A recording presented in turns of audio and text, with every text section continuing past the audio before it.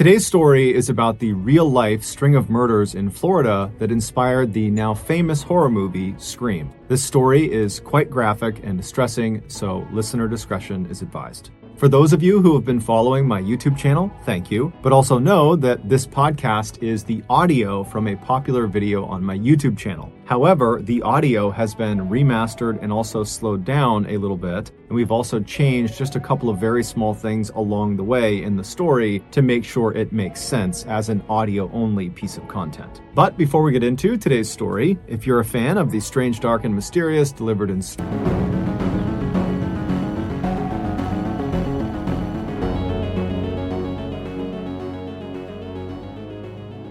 On Sunday, August 26, 1990, a 56-year-old woman named Patricia Powell and her husband, Frank, pulled into a parking lot outside of this beautiful three-story white apartment building in Gainesville, Florida.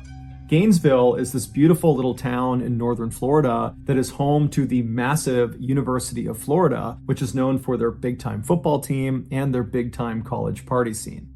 Patricia and Frank's daughter, 17-year-old Christine, was going to be a freshman that year at the University of Florida. And apparently she had been so excited after getting her acceptance letter that her dad, Frank, had gone out and got a gold necklace for her that had the school's mascot, an alligator, dangling from it. And apparently Christine wore this all the time. 2 days earlier, Christine and her new roommate, 18-year-old Sonia Larson, the two had actually met over the summer when they took some summer classes together. They had actually already come to Gainesville and they had moved in to this white apartment complex that Patricia and Frank were now parked outside of. And after unpacking some of their things in their apartment, Christine and Sonia had left and gone into town and grabbed a bite to eat at a local restaurant. And then afterwards, Christine had used a payphone to call back home and tell her parents how well it was going and how much she already enjoyed her roommate and how excited she was for the year. And she told Patricia and Frank that she would call them the following day. But the following day came and went, and Patricia and Frank did not hear from their daughter. And they had no way to actually call her because she had not set up her landline in her apartment. But Patricia and Frank, they told each other that, of course, everything was fine. You know, she just got to college, she's excited, she's probably out having a good time, and she just forgot to call. And anyways, Patricia and Frank had already planned a visit to see their daughter in Gainesville the next day, which was Sunday. And so fast forward back to that Sunday, and Patricia and Frank are now parked outside of their daughter's apartment complex. They still haven't heard from her, but they're still telling themselves everything's fine, she's probably just busy. And so they get out of their car and they walk over to the building and they go through one of the front access doors that brings them into the building. They find themselves inside of this carpeted stairwell where at every level on the way up, there were doors leading off to each of the apartments. They made their way up to the second level where they knew their daughter's apartment was. And they walk up to her door, and before they even knock or turn the doorknob or anything, they notice on the door there are all these notes, these handwritten notes that have been taped all over it. And they read a couple of them, and they were notes from some of Christine and Sonia's friends on campus that apparently had tried to stop by over the last weekend, but had not been able to make contact with Christine or Sonia. And so these notes said things like, hey, Christine, you know, we came over to try to get you to come out with us, but you didn't come to the door, so we left without you. Sorry, you know, give us a call when you get in. And so obviously the parents are totally worried given the circumstances. They don't know where their daughter is. They've been telling themselves everything is fine, and now these notes make it seem like everything is not fine. But the parents, they keep their cool and they just start knocking on the door and calling out for their daughter. But there's no answer. And so Patricia and Frank, they start to panic at this point and they leave the carpeted stairwell. They go outside and they find a maintenance worker that works for this building. And they explain their situation with their daughter and how they can't get in touch with her. And can he please let them in to make sure she's okay? The maintenance worker said he couldn't without speaking to his manager. And so he goes to his manager, and the manager, she says, that's fine, but we need to get the police involved. They need to escort us into the apartment. And so the maintenance worker calls the police and requests this escort, and a few minutes later, a single Gainesville police officer arrives at the apartment complex. And he tells Patricia and Frank that just as a precaution, I need you guys to stay outside. So they stay right outside those front access doors. They're outside of the apartment building. And then this officer, along with the maintenance worker and the manager of the building, those three, they go inside the stairwell. They go up to the second floor. And at that point, the maintenance worker gets out his keys. He finds the right one and he opens Christine and Sonia's door. The door swings open, and immediately the police officer yells out for the two girls, but there's no answer. And so the officer is first into the apartment, which basically immediately opens up to their living room. And in the middle of the living room is a couch that's angled towards the right side of the room where a TV had been set up. And so the officer, again, as he walks in, he's calling out, trying to get the girl's attention, but there's no answer. Behind him is the maintenance worker and the building manager, and they begin making their way towards the right side of the living room, over towards that TV, to see if maybe someone was laying on the couch. And as they round that corner and can finally actually see the front of the couch, the maintenance worker, after seeing what he saw, screams out and runs out of the apartment. He runs down the stairs, out the access doors, and begins vomiting on the grass and sobbing right next to Frank and Patricia. Naturally, Frank and Patricia, after seeing this, are immediately concerned that something's wrong with their daughter, and so they run inside, they go up the stairs, and they start running into the apartment, and the police officer and the building manager, they try to stop them from getting in, but there was nothing stopping them. They managed to push past those two. They get into the living room, and they're calling out for their daughter, and eventually they make their way over to the side of the couch, and they see their daughter, Christine. She is lying on the ground in front of the couch. She's on her back, she has no clothes on, and she's been stabbed to death. And whoever has killed her has positioned her in this very suggestive, sexual, lewd position, as if they were trying to demean her as much as possible and shock whoever found her. And so after these totally devastated and wrecked parents are escorted out of the apartment, this one police officer, he continues searching the apartment. And so he searches the rest of the first floor. There's no sign of Sonia. He goes upstairs and he finds Sonia. She's laying on her bed. She also has no clothes on. She's been stabbed to death, and she's positioned on the side of the bed in a sort of suggestive, lewd position, much like Christine downstairs. It would later be determined that Christine had been sexually assaulted, but Sonia had not been. The officer at this point leaves the apartment. He goes outside. He walks past the grieving parents who are being consoled by the building manager and the maintenance worker, and the officer goes over to his car and he uses his radio to call in for backup. A forensics team comes out to the apartment and they begin processing the scene, and right away they discover on the outside of the door frame of the door leading into the apartment, there were markings on the edge that looked like someone had used a screwdriver or some similar instrument to pop open the door. They also found there was a towel and some soap that was lying on the ground near Christine's body and near the couch that had apparently been used to both clean Christine's body and also clean some other parts of the apartment, and so they believe this was done to try to intentionally destroy evidence, suggesting the killer or killers were somewhat sophisticated. They also discovered there was some residue on Christine's wrists that indicated at some point her hands had been bound by duct tape. But when she was found, her hands were not bound and there was no duct tape from her wrists. And so whoever had done this had at some point removed the duct tape and taken it away. And so investigators believed that the killer or killers had used the duct tape to immobilize Christine for the attack. And then after she was deceased, they had removed that tape in order to be able to get her arms up over her head, which seemed to increase the shock value of this lewd position they had put her in. Based on what they saw inside of this apartment, the police were convinced they were up against a group of killers or a killer that had targeted these two girls. That this was not some random attack, that this was calculated, this was on purpose, and if they didn't get caught, they were going to strike again. And so even though the police really didn't have any leads to operate on, they just had this crime scene and they were looking for maybe someone with duct tape and a knife and a screwdriver. I mean, that was really about it at this point. And so even though they have virtually nothing, because there were thousands and thousands of young people flooding Gainesville for the start of the new school year at the University of Florida, literally the following day, Monday, classes were starting. Because of all these young people in town, the police felt it was very important that they got the media to put out a bulletin to all these people in town that there was potentially a killer or killers on the loose. And so that night, Sunday evening, this news bulletin goes out and it basically just told residents of Gainesville to stay indoors and stay in groups. And if you needed to go outside, travel in groups, and just overall stay vigilant until we figure out who did this. 12 hours before Christine Powell and Sonia Larson were discovered, an 18-year-old Gainesville woman named Krista Hoyt did not show up for work. Krista was a student at Santa Fe Community College, which was right down the road from the University of Florida. That year, she was planning to transfer to the University of Florida, and then after graduation, she wanted to pursue a career in forensics with the FBI. And so given her interest in law enforcement, while she was a student, she had gotten a part-time job working in the records department of the sheriff's office. And apparently, at this sheriff's office, she was famous for always coming to work, no matter what, including the time that she got her wisdom teeth removed, and then an hour after coming home, she showed up for work. And so on this Saturday night, when Krista was supposed to be showing up for work and she didn't call ahead, and no one could get in touch with her on her landline, everybody at the sheriff's office was really concerned. And so they waited around for about an hour, hoping that she might just show up with some story about why she was late, but she never showed up. She didn't call. They still couldn't get in touch with her. And so in the very early hours of Sunday morning, the sheriff's office called the Gainesville police and asked them to do a welfare check on Krista.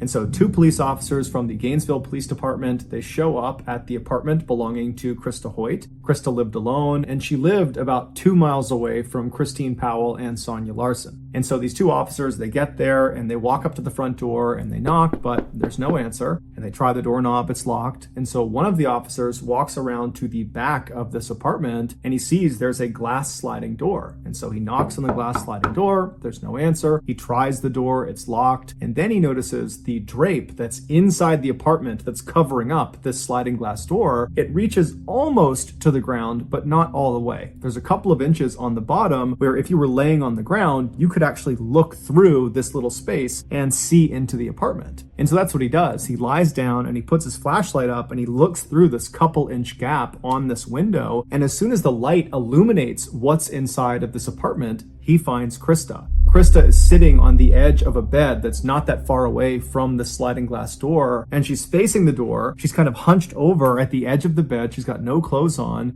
and she's got stab marks all over her back, and she's missing her head. And her head was next to the bed to the left, up on the shelf, and it was positioned in such a way that it almost appeared like the head was looking down at the detached body. When this crime scene was processed, the forensics team immediately noticed there were marks on the back sliding glass door where someone had used probably a screwdriver or something similar to pop the door open. And then they also found residue of duct tape on Krista's wrists, but the duct tape was gone. She was found with her hands not bound. It would later be determined that Krista had been sexually assaulted before she had been murdered. The obvious similarities between Krista's crime scene and Christine and Sonia's crime scene were initially only recognized by Gainesville police because much of the information about the 2 crime scenes was not public.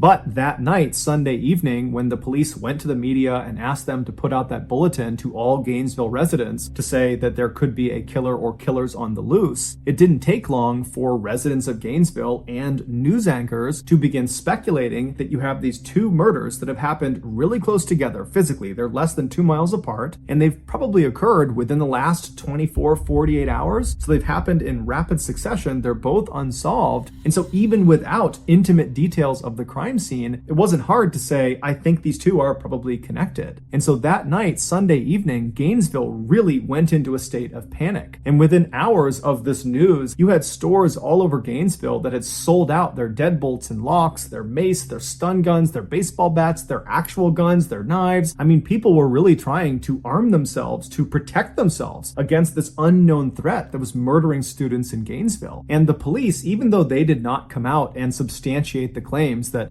perhaps these 2 homicides are connected, they did believe they were. And so that night, Sunday night, as all this chaos is kind of unfolding in town, the police put hundreds of officers all over the place, on foot on every street corner. They had police cars and trucks parked all over the place. I mean, the entire town was on an extreme heightened alert because the police believed another attack was imminent. And so all they could do was try to come out in force to try to discourage the killer or killers from striking again. But as it would turn out, it didn't work.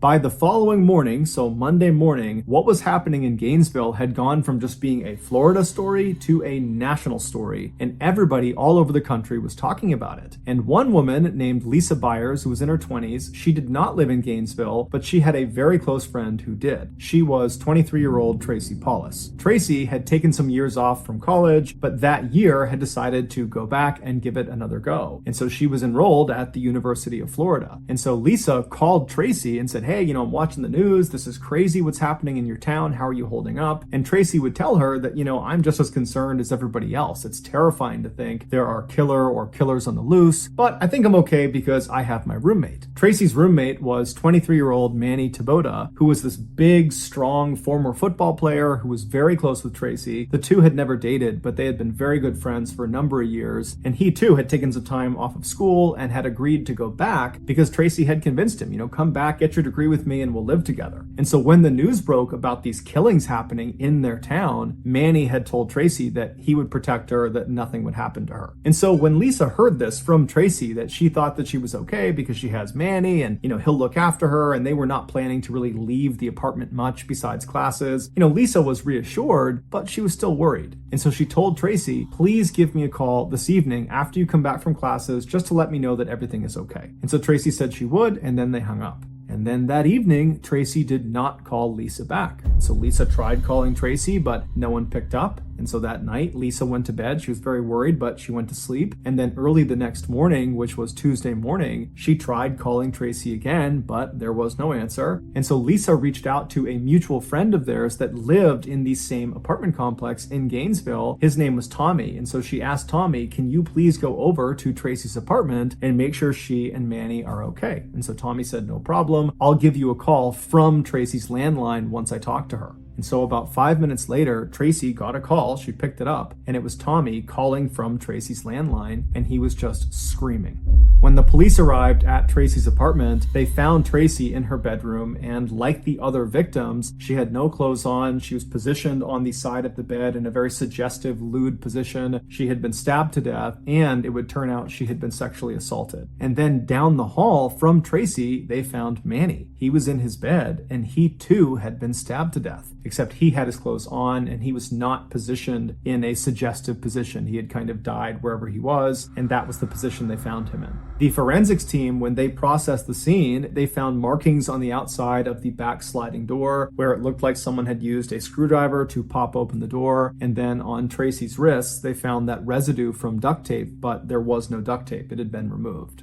At this point, to the police, it was undeniable that they were up against a serial killer or killers. And when the news broke that there was now a fourth and fifth victim, and they were both college students, and one of them was now this big strapping man that apparently was taken down just as easily as these other four petite women, this threw Gainesville into an absolute state of pandemonium. Suddenly, it felt like no one could protect them. The people in Gainesville, they were fair game. It didn't matter that police were out in force in the streets, and you had people walking around with guns and baseball bats and mace, and you had people locking their doors and sleeping in groups. It was like no measures were actually stopping these killings from happening. Whoever was doing it was killing with impunity. And so that day, Tuesday, you had hundreds and hundreds of students from the University of Florida just leaving the school who just didn't come back. And as for the police, they called in the FBI and the National Guard. And so by that night, Tuesday night, there were literally hundreds of officers and state police officers all over the place. There were helicopters overhead, both police helicopters and news helicopters with spotlights. They had National Guard military style trucks all over the place. And so Gainesville was really at the highest alert you could possibly be on. But even still, the people of Gainesville, they were not going to feel safe until the police made an arrest. And the next day, just 24 hours after Tracy and Manny had been found, the police did just that. After receiving dozens and dozens of tips about one particular individual, they were able to arrest 19-year-old Ed Humphreys, who was a freshman at the University of Florida. They arrested him for domestic abuse because he had actually struck his grandmother in the face. And so they pick him up for domestic abuse, but they set his bail at a whopping $1 million,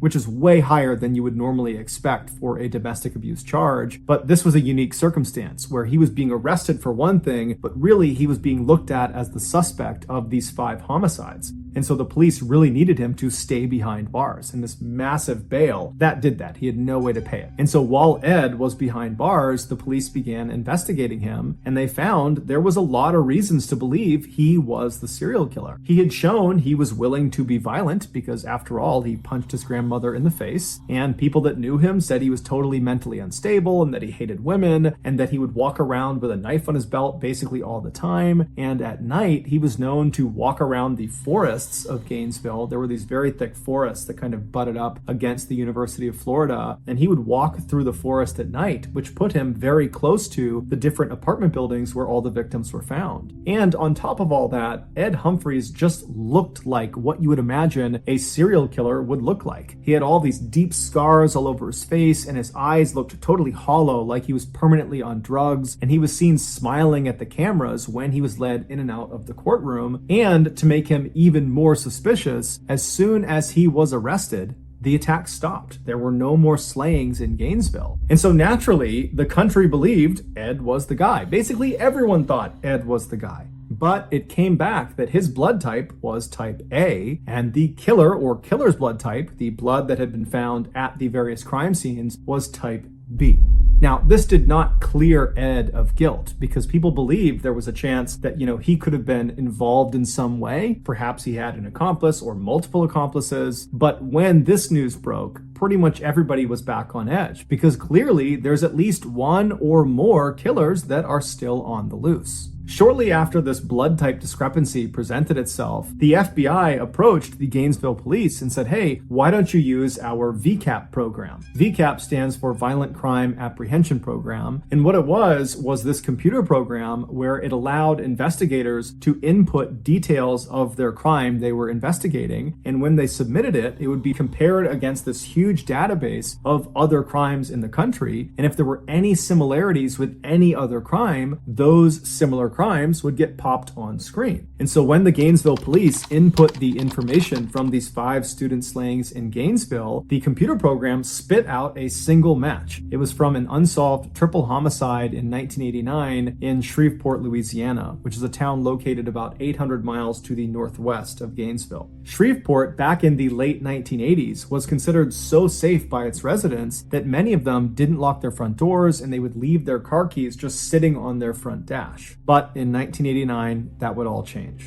On Friday, November 3rd of that year, 8-year-old Sean Grissom was dropped off at his grandfather's house in Shreveport. He was there to celebrate his 8th birthday. And so his grandfather was this 56-year-old man named Tom who was divorced, and he was getting ready to retire soon, and he was also trying to spend more time with his grandson. And so he was very excited about having Sean over. Also staying at this house with Sean and his grandfather was Sean's aunt, 24-year-old Julie Grissom, who was a college student. She was attending Louisiana State University in Shreveport. When Sean was dropped off by his mother at his grandfather's house, the grandfather, Tom, yelled out to the boy's mother and said, I'll have him back by Monday. I'll drop him off, see you later. And so Sean's mother, she leaves, and that day and the following day, she doesn't hear from Sean's grandfather or from Julie. And so come Sunday night, she tries calling them to, see what's going on. She knows they're having a great time and doesn't really want to interrupt them, but she also hasn't heard from them, but they don't pick up. She convinces herself that everything is just fine, that I'm sure there's an explanation. They're probably just having a great time. They don't want to call me. And so she ends up going to bed. And so the next morning, Monday morning, when Sean is supposed to be dropped off early enough that she can take him to school, when he doesn't show up, the mother calls the grandfather back and tries to get in touch and figure out what's going on, but she can't get in touch with him. And so she's telling herself that, okay, well, his grandfather must have just dropped him off at school. And so the mother calls Sean's school, and the school says, no, we have not seen Sean today, and we haven't heard from him, so we don't know what's going on. And so now Sean's mother is terrified. She calls the police, and the police actually get in touch with the neighbor of Tom Grissom, and they ask this neighbor, hey, can you go next door and just make sure Tom and Sean and Julie are okay? And so this neighbor says, no problem. They leave their house, and immediately they notice, as they're looking at Tom's house, that the 2 cars in the driveway had not left since Friday. It was just something the neighbor noticed. And then they also noticed that there were 2 newspapers at the end of the driveway. It was the Monday and Sunday paper. And they knew Tom always read the newspaper. And so the idea that he would just leave them sitting at the end of the driveway, that didn't really add up. And so the neighbor walks around to the front door and they notice there are lights on inside, and they knock on the front door, but there's no answer. They try the front door, but it's locked. And so they end up going around to the very back of the house, and they're able to get into the house through the garage. And then through the garage, they open another door that leads into the main part of the house. And this neighbor they immediately see on the ground towards the back door near the kitchen is Tom. He's laying on the ground and he's obviously deceased. And so this neighbor, they run out, they call the police come back over, they go inside the house, and sure enough, they find Tom Grissom has been stabbed to death. He's laying on the ground near the back door. They find Sean Grissom, the 8-year-old, he's slouched over on the couch in front of the TV, and he's been stabbed to death as well. And then upstairs, they found 24-year-old Julie, the aunt, and she was positioned on the edge of the bed in this very suggestive way. She had no clothes on, and she had been stabbed to death, and it would later be determined she had also been sexually assaulted before she was killed. And they also discovered there's vinegar on her body, as if whoever's done this has attempted to clean her with vinegar. There was no sign of a robbery in the house or ransacking in the house. There was no sign of forced entry. Overall, the investigators said this was a very neat crime scene, as if whoever did this had done this with great intentionality. And so after kind of going through the crime scene, the police really didn't have any leads to go off of, and so this crime went unsolved. And so as these Gainesville police are looking at this report in this VCAP computer system, and they're reading about this unsolved triple homicide, all they can think about is how unbelievably similar the crime scene was to all the crime scenes of the student slayings. Specifically, that Julie had been arranged in this kind of suggestive pose like the other female victims in Gainesville. And on top of that, it was determined that the blood type of the killer in Shreveport was type B, same as the killer or killers in Gainesville. So there was a match in the blood type.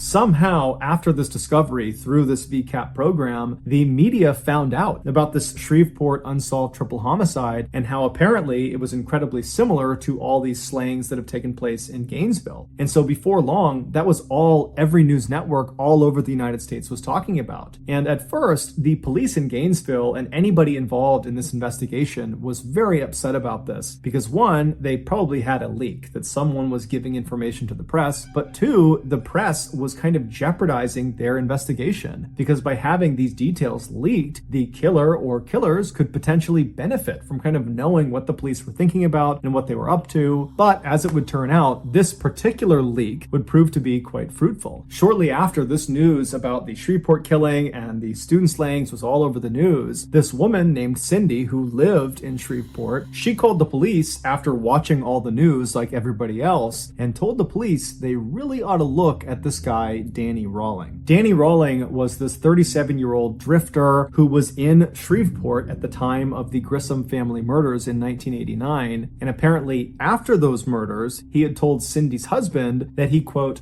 had a problem, and his problem was he liked stabbing people. And Danny literally always walked around with a huge knife on his waist. He seemed totally mentally unstable. And so this claim that he liked stabbing people, Cindy and her husband took literally and basically told him to stay away from them. And so in one of their last conversations with Danny, Danny actually told Cindy that he planned to leave Shreveport and go someplace where there's lots of beautiful young women that he can just stare at all day long. And so when police asked Cindy, do you think he's capable of killing all 8 of these people? She said, oh yeah. And so the police turned their attention to Danny and began researching his background, and they discovered he was raised in a very abusive household. Specifically, his father really couldn't stand him. They had a really bad relationship. And then when Danny got old enough, he joined the Air Force, but he was kicked out after 2 years for being mentally unstable. And once he was discharged, he began the string of armed robberies in the 1980s, and he eventually got caught and spent the bulk of the 1980s in prison. And then in 1989, when he got out of prison, he came back to Shreveport and moved in with his parents. Now, this was not a happy homecoming. His parents did not want him living with them, but Danny kind of forced the issue. He had nowhere else to go, and so he wound up living there. And as it happened, they lived less than a half-mile away from the Grissom family home. 6 months after the Grissom family was murdered, and 3 months before the Gainesville student slayings had begun, Danny gets in this huge fight with his father, where his father actually draws a pistol and forces Danny to leave the house and tells him to never come back. And so Danny, he runs out of the house and he gets his gun from his vehicle, comes back inside his house and shoots his father point blank in the head and then in the stomach, before fleeing the scene. His father would amazingly survive this attack despite some pretty significant damage to his head, and he would tell the police, and before long there was a warrant for Danny's arrest for attempted murder, but when they went to go arrest him, he was gone. They had no idea where he went. And so as the Gainesville police are looking at Danny's criminal record, they're starting to say to themselves that this guy looks really interesting. He does seem like he could be the serial killer we're looking for. And so as they continue to dig deeper and deeper, one of the Gainesville police officers suddenly thinks of something. There was this unsolved armed robbery of this bank in Gainesville that happened the same week where all 5 of the students had been killed. A lone masked gunman walked into this bank in broad daylight and demanded money from the teller, and the teller, who thought on their feet, gave him the cash, but it was the type that was booby-trapped with dye packets, meaning if this robber tried to tamper with the money at all, it would detonate, sending dye all over them and kind of making it obvious that this money had been stolen. But the robber doesn't see this. He takes the bag of cash, he leaves the bank, and manages to flee and go into the forest before the police show up. And so the police ultimately, they go and search the forest, and they find this campsite deep in the woods. And at this campsite, which is abandoned, they don't find the person who robbed the bank, but at this campsite, they find the bag that has the money inside of it, and the dye packet has been activated, so clearly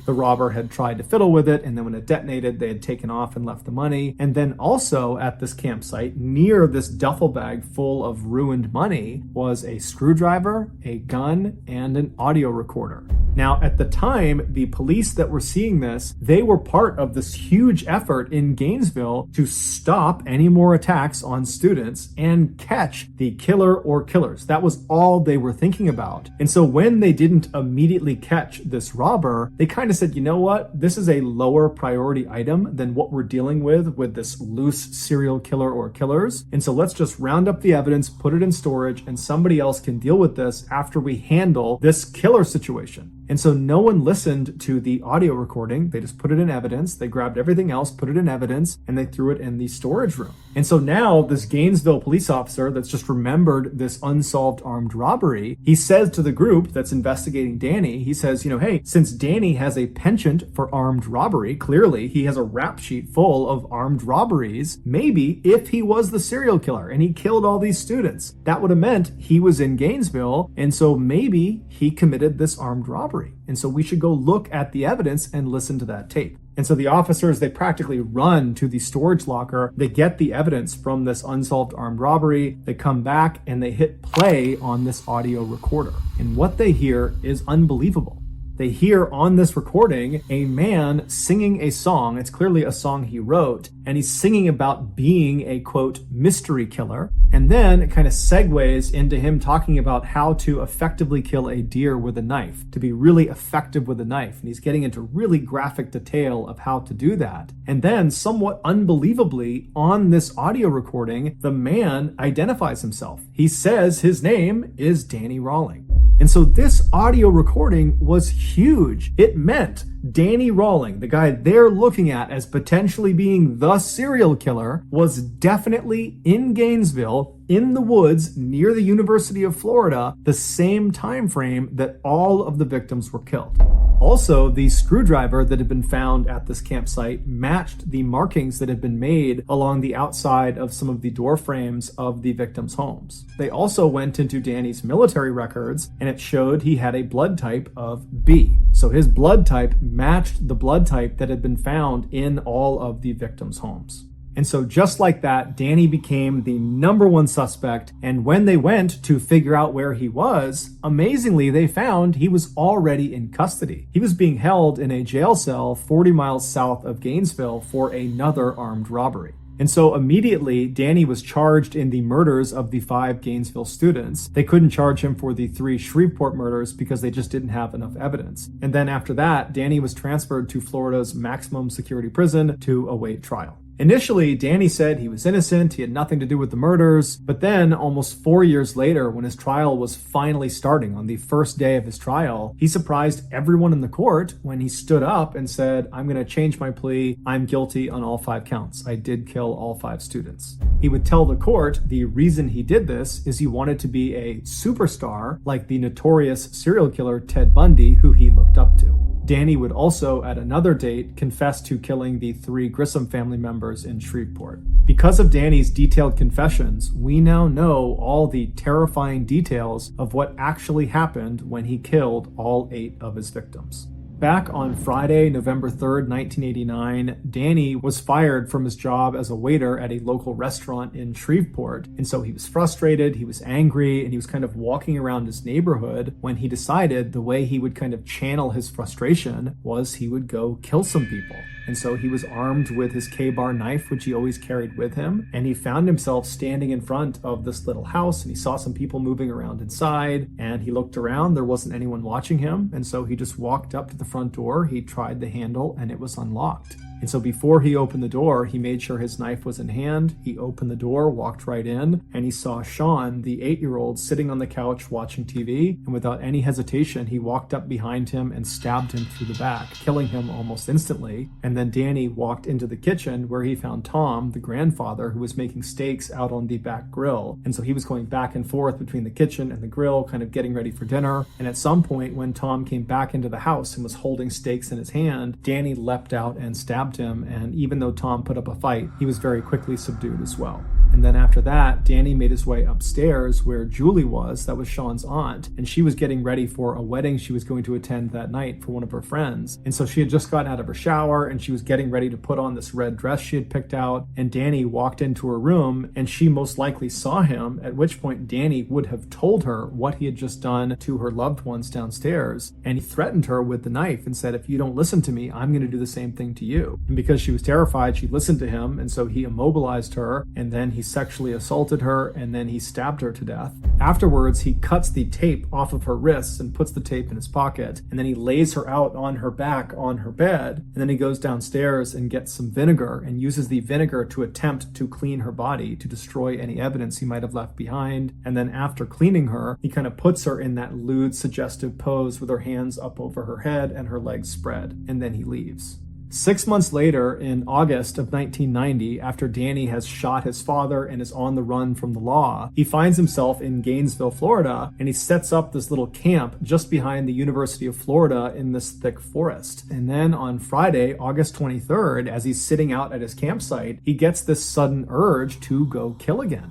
And so he waits for it to get dark out, and then he gets out his audio recorder and he records himself alluding to this murder he is about to go perpetrate. Then, armed with a pistol, a screwdriver, and his K-bar knife, he left his campsite and walked in the darkness in the forest about a mile away until he was looking from inside the forest out towards this 3-story white apartment building. And it's believed that within the last 24 hours, he had been in that area and he had seen 2 young girls go in and out of this apartment building, and that was all he needed to determine who his victims were going to be. And so those victims were Christine Powell and Sonia Larson. And so when he was standing in front of their apartment building, he eventually strode out of the forest. He walked up to that access door that led him into that stairwell. He made his way up to the door of Christine and Sonia, and he used his screwdriver to pop the door open. He went inside and shut the door behind him and walked into the living room, and he found Christine was sleeping on the couch. And so he left her be. He didn't touch her. He went upstairs and he found Sonia sleeping on her bed. And so as he's standing there, realizing that he has these 2 girls, he needs to make a decision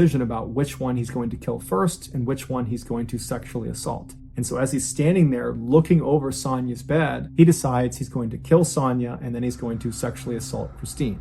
And so very casually, he walks into Sonia's room. She's fast asleep. She's on her back. And he pulls out a piece of duct tape. And he gets the duct tape in one hand and he pulls his knife out in the other. And he presses the duct tape over her mouth, which wakes her up. And then he drives the knife into her chest.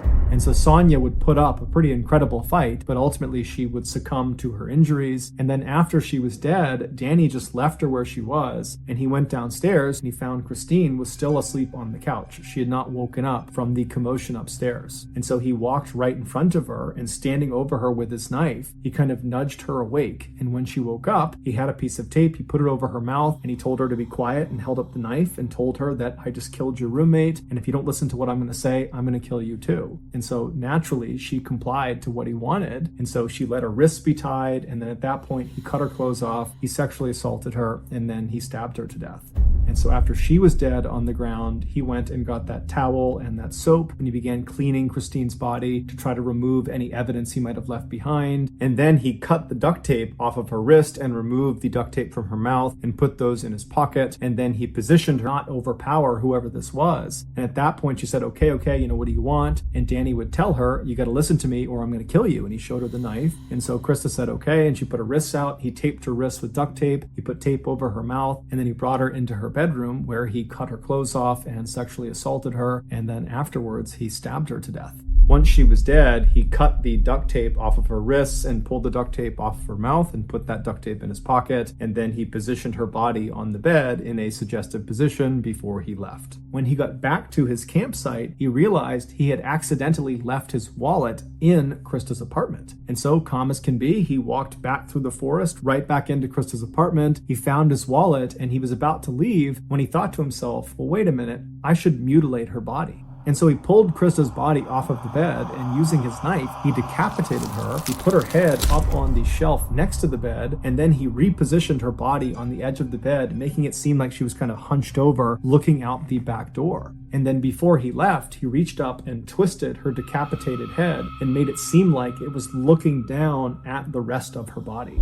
48 hours later, on the evening of Monday, August 27th, Danny was back at his campsite out in the woods, and he suddenly got the urge to go kill again. And so he stood up, he grabbed his knife, his screwdriver, and his gun, and he walked away from camp, made it about a mile through the woods until he was standing still in the forest, looking out at this big apartment complex that was very commonly occupied by college students. And so at some point, he leaves the forest and walks up to the first apartment he sees. He has no idea who's going to be in there, and he goes up to their sliding back glass door. He gets his screwdriver out and he pops it open. He slides the door open, he steps inside, and the first thing he sees is Manny Taboda, this big, strong former football player who's laying in his bed. And Danny just walks over and starts stabbing him, and Manny wakes up and puts up one heck of a fight, but ultimately Danny is able to overpower him and kills him. While Danny was stabbing Manny, the other resident inside of this apartment, 23-year-old Tracy Paulus, she was in the shower, and so she gets out of the shower and she hears all this commotion down the hall. And so she steps into the hall and she looks into Manny's room and she sees Danny on top of him, stabbing him. And so Danny looks back, he sees Tracy. Tracy screams. She runs down the hall into her bedroom. She slams the door behind her, she locks it, and then she leans up against the door to try to keep it shut. Meanwhile, Danny just continues to stab Manny until Manny is dead. And then Danny stands up and he just walks down the hall, calm as can be. He gets to the bedroom door where he knows Tracy is. She's trapped. She can't go anywhere. And he begins to smash the door down. He's ramming it with his shoulder. He's kicking it over and over again. And Tracy's screaming for him to stop. But eventually he manages to just kick the door down. And as soon as he's inside the room, Tracy kind of stands back and she says to Danny, "Are you the one?" And Danny looks at her and says, "Yes, I am the one." And then he threatened her with the knife and said, "I'll kill you just like the guy down the hall unless you listen to me." And so Tracy listened. She got her wrists bound and her face bound. And then Danny cut the clothes off of her and then sexually assaulted her. And then he stabbed her to death. And then after she was dead, he cut the duct tape off of her wrists and removed the duct tape from her mouth and then positioned her body in a suggestive sexual position on the edge of the bed. And then he left. Later that day, Danny would rob that bank in Gainesville, and then 1 month later, Danny would be arrested for a botched armed robbery 40 miles south of Gainesville, and then while he was in prison, he would find out he was being charged with the 5 murders in Gainesville. 16 years later, at 6 p.m. on October 25th, 2006, Danny Rawling was led into the execution chamber in Florida State Prison. He offered no apology to the family members of his victims that were on the other side of the glass. Instead, Danny just sang a religious hymn to himself in order to comfort himself. And then 13 minutes later, Danny was pronounced dead. He was executed via lethal injection. Thank you for listening to the MrBallen podcast. If you enjoyed this episode and you haven't done this already, please hide outside of the 5-star review button's house when they're watching Game 7 of the World Series. And every time the game starts to get really good, change the channel using your universal remote. Also, please subscribe to the MrBallen podcast on Spotify, iTunes, Google, Amazon, and anywhere else you get your podcasts. This podcast airs every Monday and Thursday morning, but in the meantime, you can always watch one of the hundreds of stories I have posted on my YouTube channel, which is just called MrBallen. If you want to get in touch with me, you can send me a direct message on any major social media platform. My username for all of them is just @MrBallen. And yes, I really do read the majority of my direct messages. Lastly, we have some really cool merchandise, so head on over to shopmrballen.com to have a look. So that's going to do it. I really appreciate your support. Until next time, see ya.